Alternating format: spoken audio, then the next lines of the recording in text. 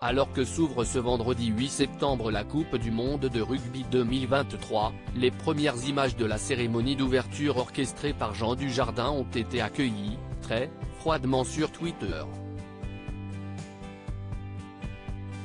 Avant le choc France-Nouvelle-Zélande, en match d'ouverture de la Coupe du monde de rugby 2023, à 21h05 sur TF1, place à la fête. Comme tout événement sportif d'ampleur, une cérémonie d'ouverture viendra officiellement lancer, en amont, la compétition. Après une édition spéciale du JT de TF1, orchestrée par Anne-Claire Coudray et Isabelle Iturbourou depuis le Stade de France dès 19h sur TF1, ce show d'une trentaine de minutes débutera à 20h ce vendredi 8 septembre. Particularité, il a été mis en scène par l'acteur oscarisé Jean Dujardin. Des premières images ont d'ailleurs été dévoilées sur Twitter, vous pouvez les découvrir en bas de cet article.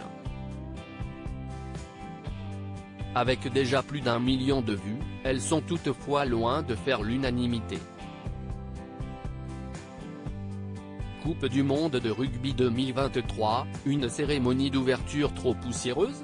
Les craintes des internautes sur Twitter béret sur la tête, baguette de pain sous le bras, Marcel, place de village des années 50 et vieille voiture d'après-guerre. La cérémonie est présentée comme un voyage dans une France d'antan et une promenade au pays du rugby mais semble enfiler les clichés selon certains internautes qui, en commentaire, n'ont pas été tendres. Poussiéreux, beauf, gênant, ridicule, catastrophe.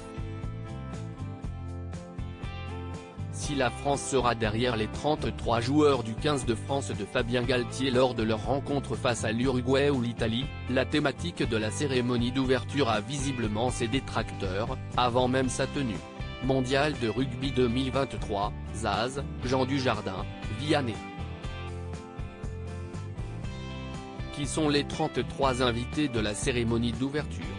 Pour cette cérémonie d'ouverture, outre les 200 figurants et danseurs, 33 artistes de renom fouleront la pelouse, protégée, du Stade de France dont les chefs Pierre Hermé, Guy Savoy et Yves Camdebord, la danseuse Alice Renavant, l'acteur et réalisateur Philippe Lachaud, les chanteurs Vianney, Zazie et Zaz et même Yann Arthus Bertrand. Le passage de la patrouille de France au-dessus de l'enceinte sportive conclura le spectacle. CIST de l'effort et de l'envie. On se donne beaucoup témoigne dans un sourire Jean Dujardin, en pleine répétition de ce spectacle qui se prépare depuis 2 ans.